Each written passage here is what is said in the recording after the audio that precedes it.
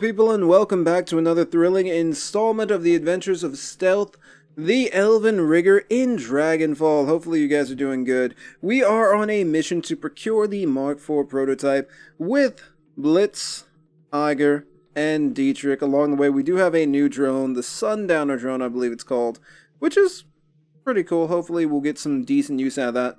So, our employer apparently gave us something called the Black Box that should knock out the power to this particular building, or at least the majority of the power. Let's see, after a few moments of sifting through cables, you find a diagnostic connector with the right input to fit the little black box that Herr Schmidt gave you. Plug in the little black box, let's go. The connector slips into the box with a satisfying click. A tiny red light set into the box's lid begins flashing. After a few seconds it turns solid yellow, and then finally shifts to green. At that instant, all of the lights in the area in the garage turn off. A few seconds later, the emergency light kicks in. If what Schmidt told you was true, you've just killed the main power for most of the building. In theory, the box has also circumnavigated the security cameras on the building's upper floors. You should be able to intercept the camera feeds by tapping into an elevator console on the 24th floor. Handy little thing. Alright team, let's go. So I'm happy that it seems that our employer is actually at least being upfront with us. That business with the Black Lodge is still kind of... it left a bad taste in both mine and Stealth's mouth. It just wasn't right, I feel. But then again, that's Shadowrunning. Iger, what's up? Iger indicates a console built into the wall besides the elevator. This looks like the elevator console. The camera feeds could have been routed here. It only takes a moment to connect your PDA and immediately visual feeds from all over the building begin to flood in. Alright, now let's find a way upstairs. Okay, so let's survey the area. We have a a lab with a dead dude over here. This can't be good.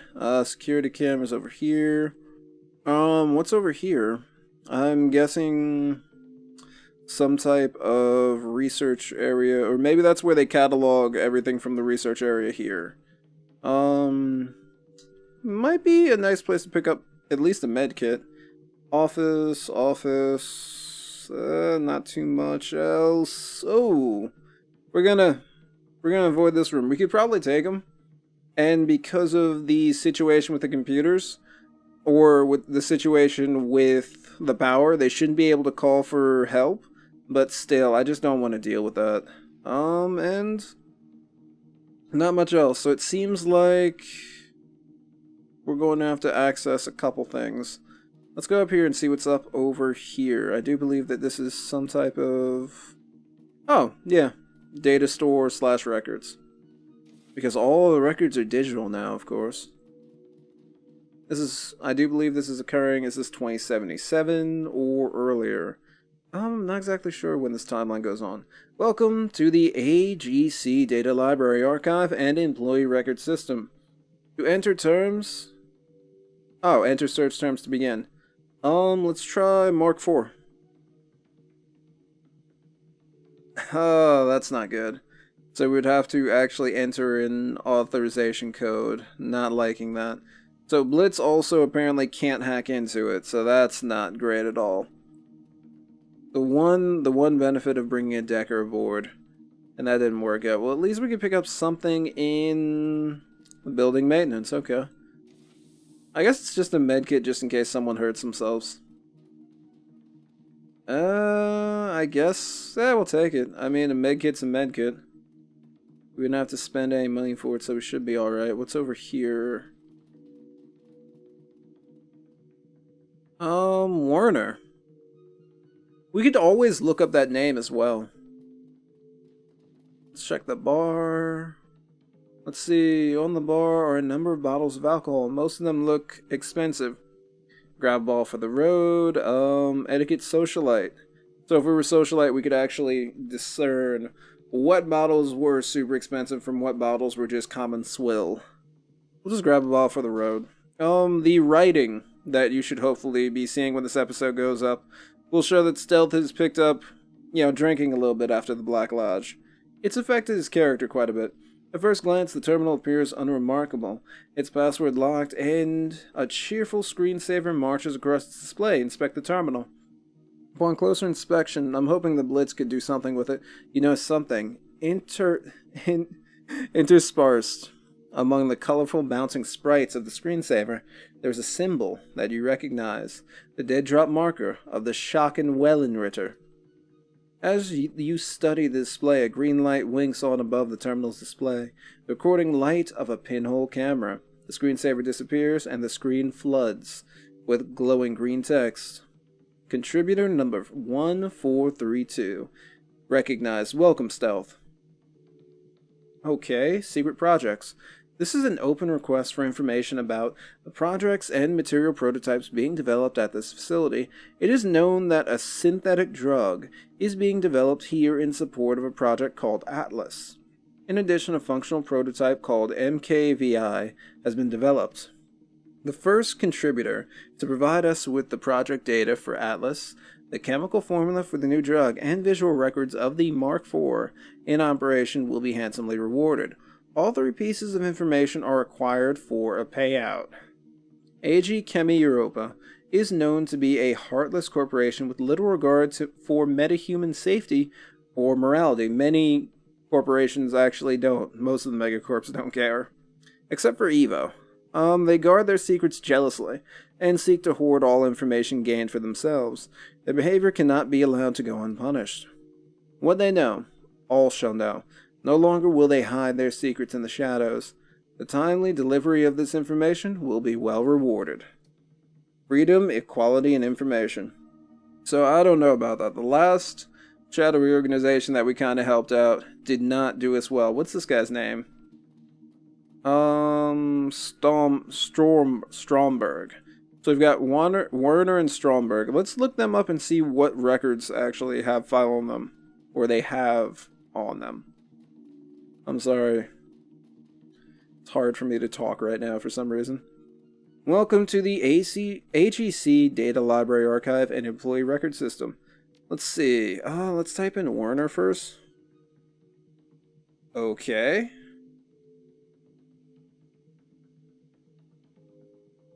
Was it B-U-R-G or B-E-R-G?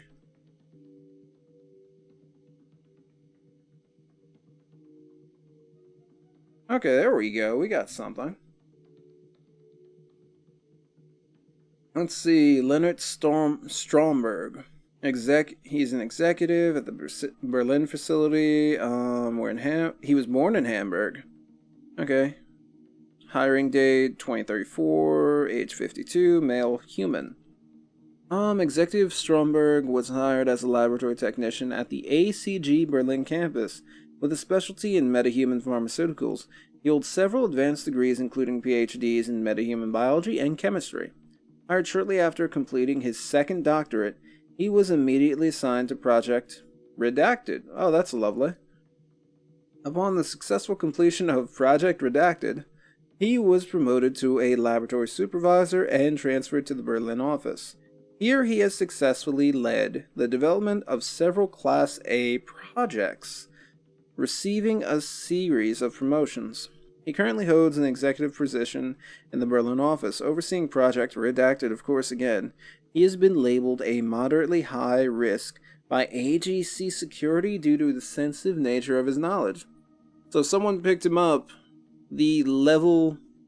So something that's interesting is sometimes certain people who work for certain megacorps will actually hire Shadowrunners to abduct them so that they can leave to start a new life, maybe at another corporation or somewhere else, or maybe someone has given them an offer for the knowledge that they have to kind of counteract. It's the whole corporate world of, okay, you know something, so come over to us, we'll pay you more, and then you teach us what you know so that we can get a leg up on our competition that you just left. So he's a huge security risk because of, his work on redacted projects. He is to be considered a non-expendable employee and holds a top secret security clearance. Oh man, he's non-expendable. So if he did get kidnapped by some Shadowrunners, there are quite a few people who they just kill on sight, but not him. Interesting. So he's very valuable to them. Okay, let's back away. We can't really... I mean, it's nice to know that we now know his entire life story. I guess it should also be made of note that this... I can't pronounce their name. I'm sorry, my German friends. The Stocken Wellenreiter. I can't do it. But what's interesting is they were talking about how AG Europa is not really cool with metahumans. They're not. And this guy's entire job is to study metahumans. Fun fact, humans also technically kind of count as a metahuman variation. It just depends on whether you're a member of Humanus or you have some bias towards, you know, other metahumans. A warning light strobes out from the console at your approach. Large white letters shriek out against the red background. Warning, toxic contaminant detected.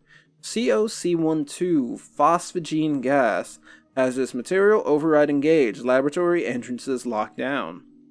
So this is COC12. If we had biotech, it would be great. Because, you know, we could just know right off the back what we should put in to neutralize the COC12. If we disengage lockdown, we're just going to flood the entire area with gas, which is going to be incredibly harmful for us. If we purge into the laboratory air, somebody's going to get sick or some birds are going to die. We don't know what to introduce. Can we access the substance library? Connection failed because, of course, lights are off. That sucks. So basically what we're going to have to do now is... Oh, we'll use the computer. We use the computer to look up what we should use to neutralize the harmful toxin. See? I am actually... I feel smart right now. There we go. COC12, commonly known as phosphogene gas, a highly toxic, colorless gas that gained infamy for its use as a chemical weapon during the First World War. It is also valued as an industrial reagent, and as a building block for which pharmaceuticals and other organic compounds can be synthesized. In low concentrations, its odor is reminiscent of freshly cut grass. The odor detection threshold for phosphogene gas is 0.4 ppm, 4 times its threshold limit value. Phosgene related deaths are generally caused by the interaction of the gas and the proteins of the pulmonary alveoli. That's not good. That's going to affect your breathing.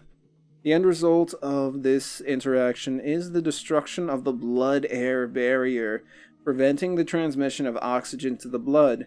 Death by suffocation inevitably follows. It is highly recommended that an employee working in or around this gas wear a detector badge. A suitable supply of NaHCO3, sodium bicarbonate for liquid phosphogene, okay, and NH3 ammonia for gaseous phosphogene. Okay, so we need to throw in some NH3. Must be kept on hand to neutralize spills and leakages. So we have a leak. What was that, NH3 ammonia? Okay, so we'll throw some ammonia in the air to neutralize, and then we can take care of this. That's not too bad, though.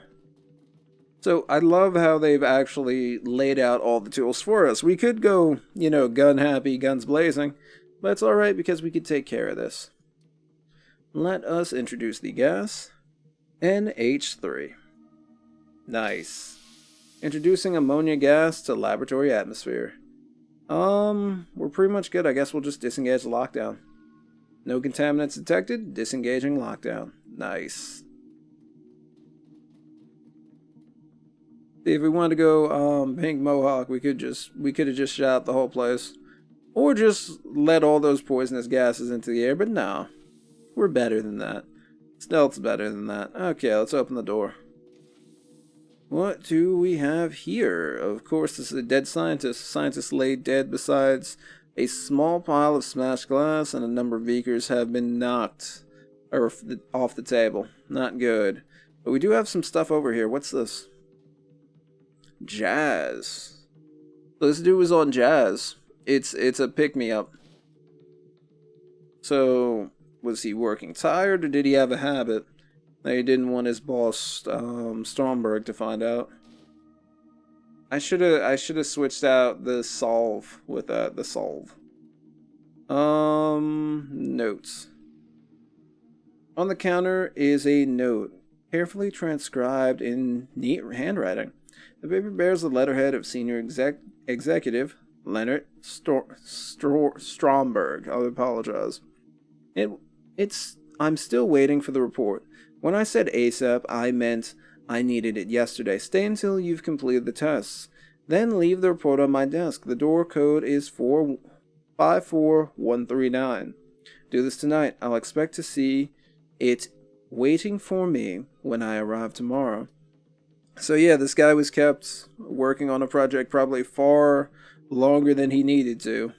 Had he jazzed it up a little bit, and then just succumbed because jazz wore off. That sucks. This is why a lot of people do not like the idea of working for a MetaCorp, because you do technically have security, but then again, you're also disposable up until a certain point. Stromberg is not disposable, but this guy certainly was, and that's just a shame. This computer is powered on, but in sleep mode. When the screen comes to life, you find a half-written text file on the screen. The timestamp on the most recent edit tells you that it was written just a few minutes ago. Wow, he died just a few minutes ago. I didn't sleep last night. Doesn't look like I'm going to sleep tonight either. The last test batch failed. My fault. I got the mixture wrong. Sloppy work, Jensen. We should look up Jensen. I can barely keep my eyes open. Gotta try again, though. No excuses in this office. I despise relying on stimulants, but I've got no choice.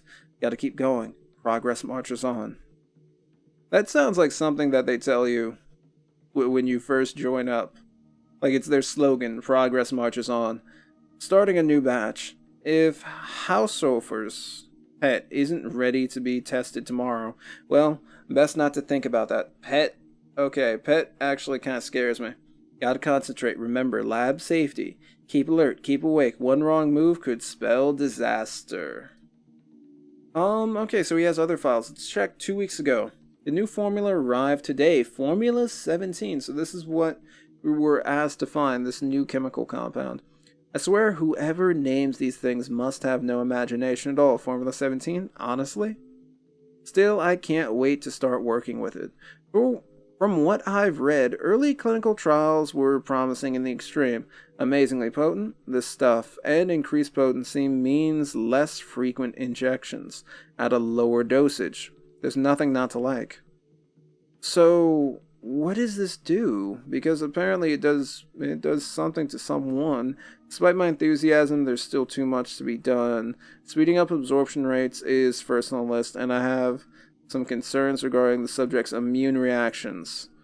Perhaps the formula could be tailored on a patient-by-patient basis.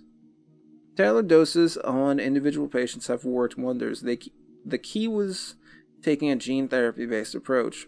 They've been using it in medicine for ages, so why not apply the same logic here? So in a nutshell, I've used the subject's own DNA to delude their immune system into believing that Formula 17 belongs in their body. Simple and effective. It most certainly does not belong in your body.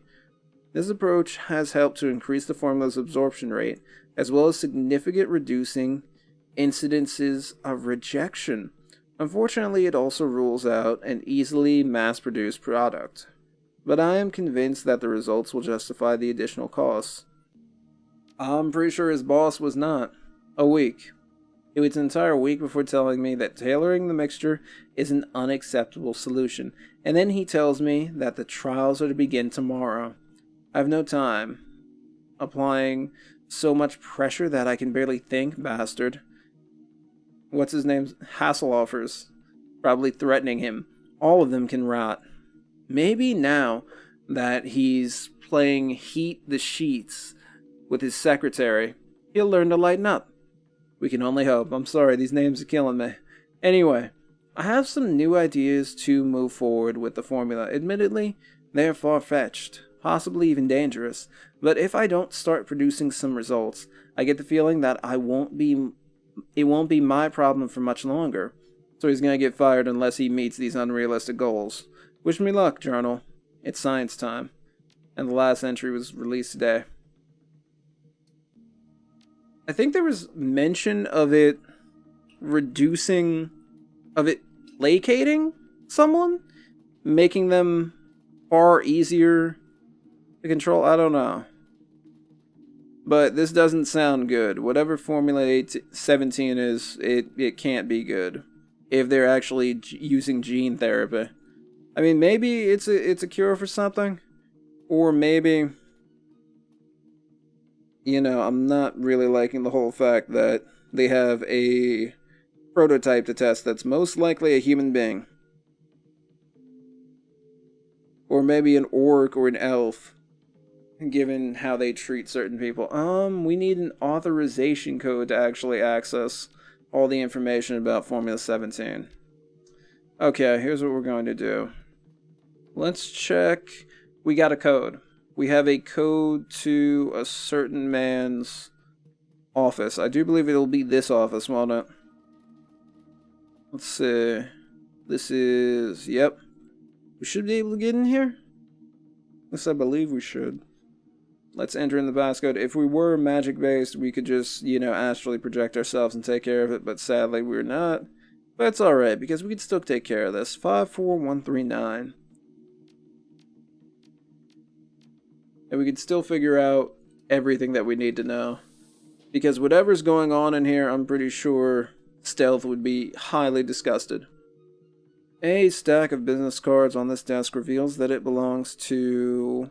Oh, this is the secretary the dude's messing around with. A cursory search reveals that the desk drawers are stuffed full of lewd love notes, all hastily written on scraps of office stationery. Let's rummage through the notes. Exploring her desk is like embarking on an odyssey of filth.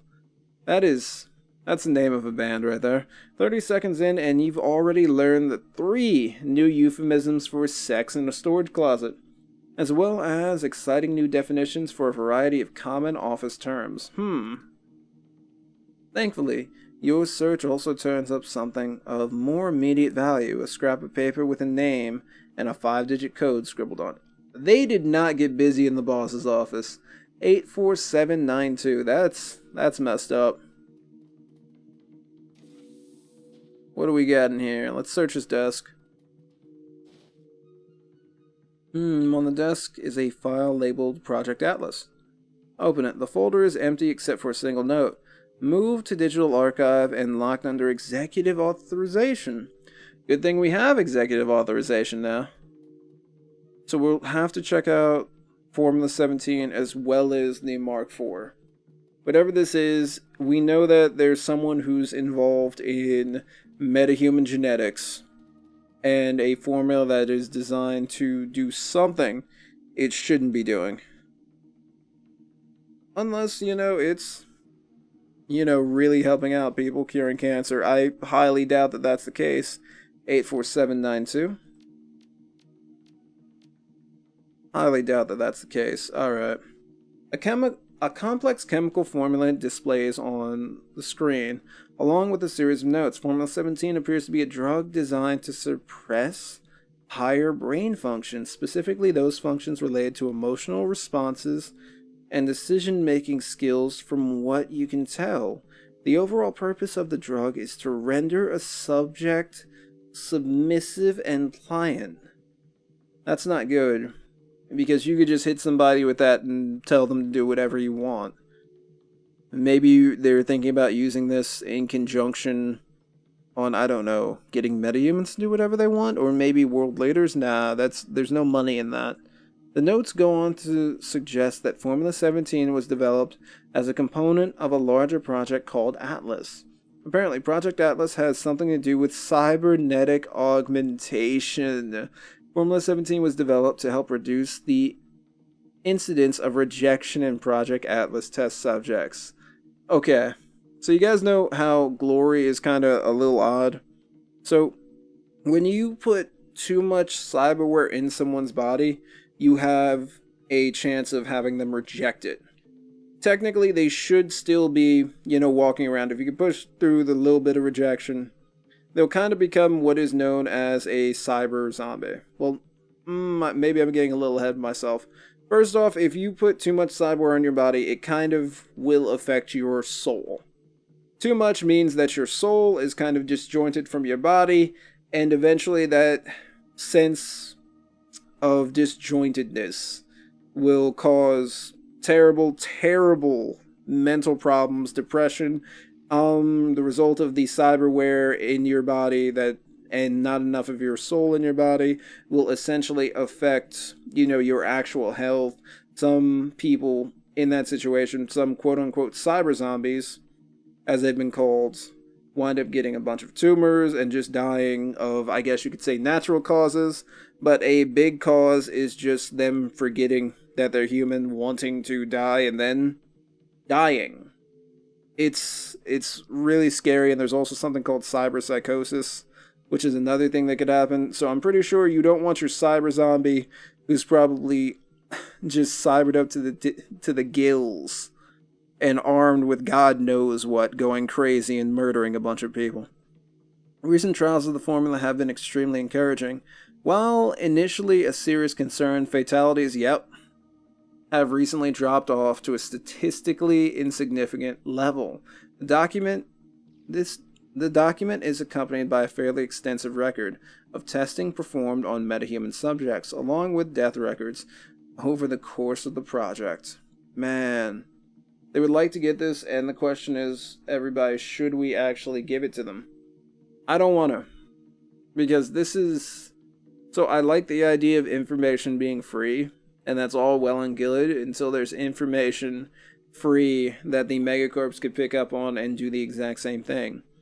I mean, this is free formula to tailor make to cyber people, to placate them, to make them pliant and control them, and I don't know if that should be free.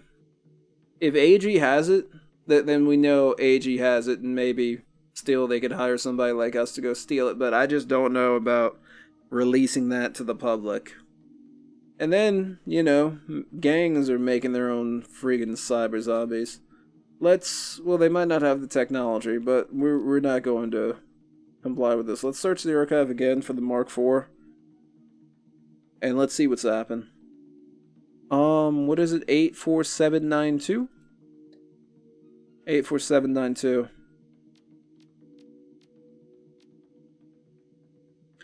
Authorization accepted. Let's see. It is involved in Project Atlas. A good half of what you're seeing has been redacted, and the rest is written in impossibly dense corpse speak. Let's access the visual record. VP, yep, continue. This is quite something. Authorization accepted. There are too many records here to sort through quickly. A quick scan reveals the following details. Recordings of laboratory experiments on metahumans. Images of an extensive series of cyber surgeries being performed upon a large troll. Recordings of the same troll carving his way through opponents with a massive axe. And a gun cam footage from what appears to be a vehicle-mounted chain gun. Dude, the weapon has been photographed tearing apart a variety of targets, both artificial and organic.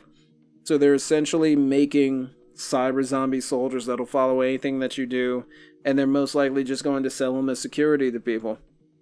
Whether they be other corporations, or possibly gangs, the Yakuza, whoever. I'm not liking this. The computer returns to the main screen because everything's fine and dandy because they're still going to be the ones with more cyber zombies in case someone decides to attack them with cyber zombies. Yeah, we're not sharing any of that. That's not good at all. But the good news is that we could probably get out of here now. Yeah. Let's get out of here, and we're not going to fight anyone over there. Even though there seems to be an item in here, a gun, we're not going to have to chance it, but we're just going to go up. Enter the passcode 84792. There we go. It is... Cyber zombies are one of the scariest things. I actually wanted to make a, lore video in Shadowrun on cyber zombies, but Dude, it's crazy. Because it gets to a point where your soul is so disjointed, well, essence in Shadowrun. Your essence is so disjointed from your actual physical body that you forget that you're human. That you just, it's not like your soul flies away, it's just that what makes you human doesn't really exist anymore. And that causes tons of problems with your body. So what they're doing is they're creating a way to just minimize that as much as possible. I talked about the depression aspect. Well, you can't get depressed if if someone else is controlling your emotions, or if you just don't have emotions to begin with. It's kind of freaky. But yeah, just an easy way to have a bunch of cyber zombies.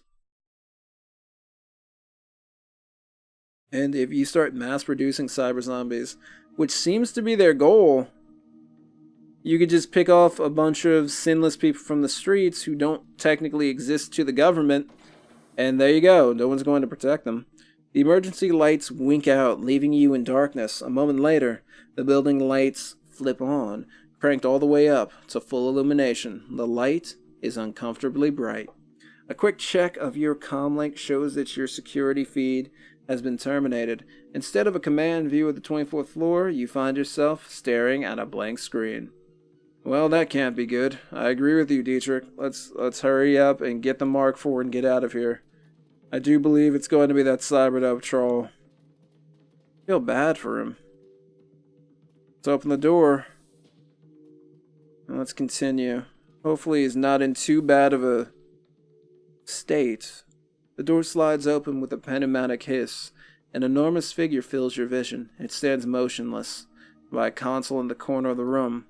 Almost every inch of the thing is covered in dull steel and gleaming chrome. Its mechanical arms end in articulated hands that wouldn't look out of place on an industrial machine. Bulky, cumbersome, tiresome things designed for crushing power rather than finesse.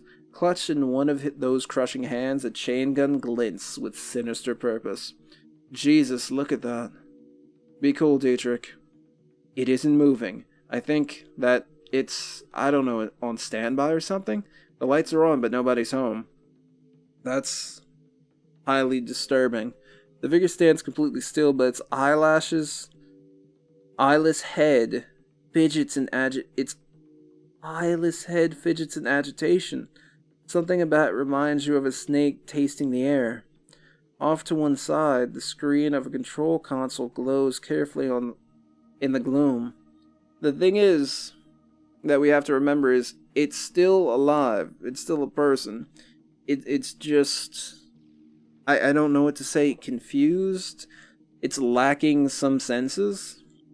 Well, like they said, snakes, it reminds us of a snake. It could be that its body, its eyes are shut down, but it's very much aware of its current position. It knows that there are new people in the room. Mark IV Cyber Zombie Prototype Control Console. Screw it, we could just call it a Cyber Zombie now. Activate the console.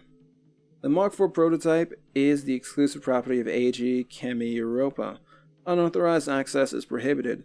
To put the prototype into demonstration mode, you may activate systems from the following menu.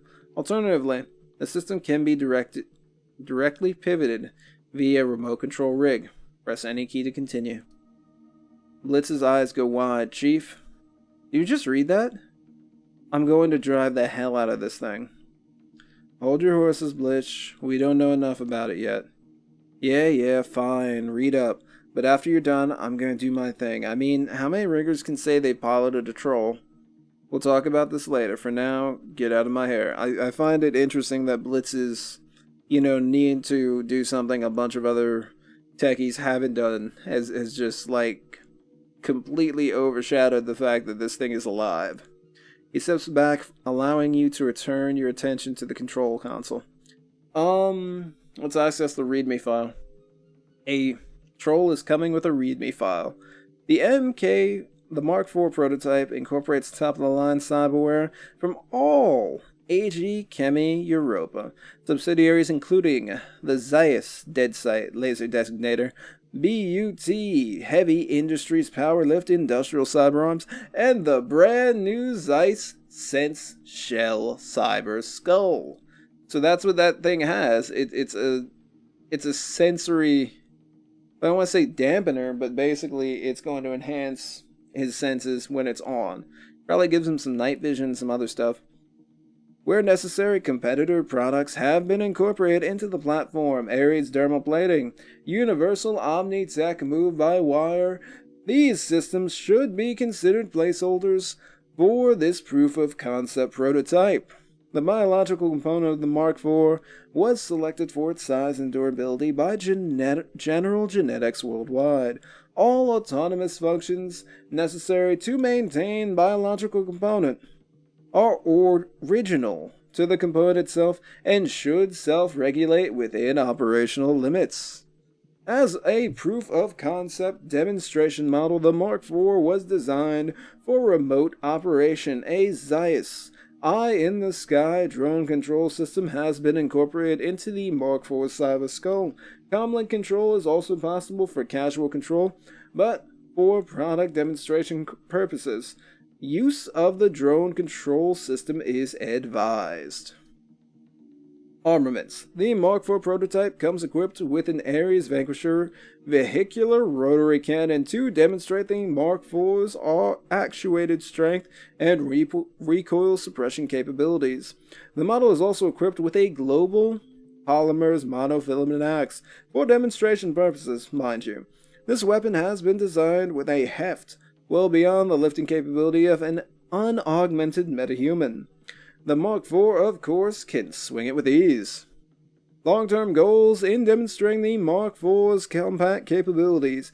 It is this office's hope that AG Chemi Europa's newly developed Formula 17 cybernetic regent will prove its value to the board of directors, both as an astonishing technical achievement and as a lucrative new revenue stream for the company. That's nuts. We're just gonna pick dudes off the street, turn them into cyber zombies, top of the line security. Scary. Very scary. We can take a closer look at his... let's extract a visual record from the cyber zombie. Warning, subject is currently in standby mode. Subject must be shut down to safely extract visual records via cortical transfer. Extracting visual records may have adverse effects on the subject. Possible side effects include intense pain, convulsions, brain damage. We'll abort that. Good grief. What, Brits? We can take a closer look at it.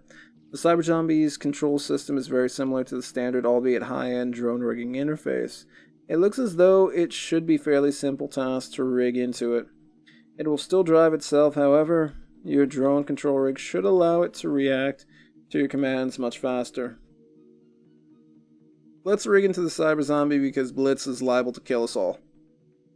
Your consciousness slips into the Mark IV as easily as it would any other drone, but the sensation is strange.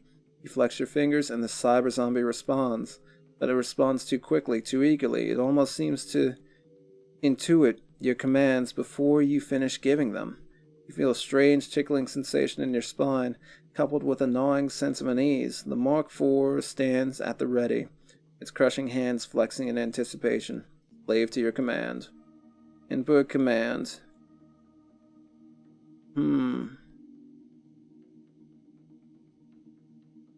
Let's activate him. With a mental command, you activate the Mark IV. It takes a step forward, and you can hear the whir of actuators calibrating to adjust to its weight. A few seconds later, the whirring sound dies down. It relaxes into a slight crouch. Activation complete. Following the project protocol. Let's get out of here. Let's just go.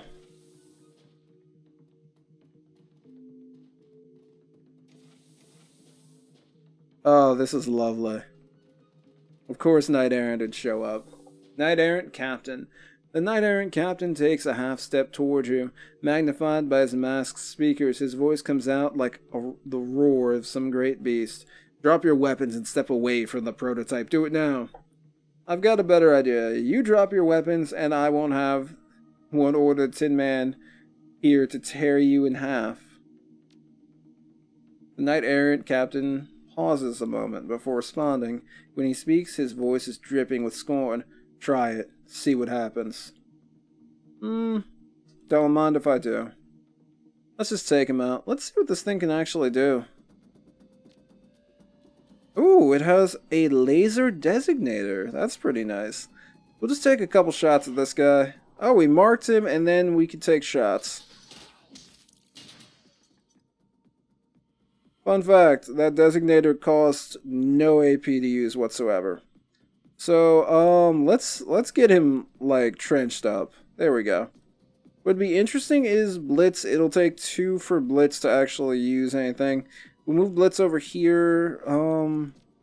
We could start Dragon Slayer's favor. There we go. For Blitz, Iger. Hop over here, would you, love? And just take a shot at this guy. Nice. Where are we going to hide? We need, you know, full cover. Yeah, we'll be right next to Dietrich. And let's get, which drone? We could get the Sundowner working. I kind of want to get the Stratter working. Get that out into some form of cover. Take a shot at that. Nice. And Blitz, just take cover where best you can, sir. And I think we're just gonna have Blitz mark some people. Mark her up. Nice. And I think we're going to end it here. And then we'll come back next episode to conclude the mission to capture the Mark IV prototype. There should actually be a story in the description down below for this week. I'm getting back to it because I enjoy writing them. And it's Stealth coming to grips with, you know, Shadowrunning, what happened with the whole Black Lodge thing, and maybe him changing how he feels a little bit morally. Who knows? Thank you all for watching. Please be excellent to each other, and have a nice day. Peace out, and let's cross our fingers that we don't get completely destroyed before we can return the Mark IV. I feel so bad for him. Tell me in the comments what you think about cyber zombies, or if you'd actually be interested in hearing me talk about cyber zombies in a lore format. Anyhow, have a nice day. Bye-bye.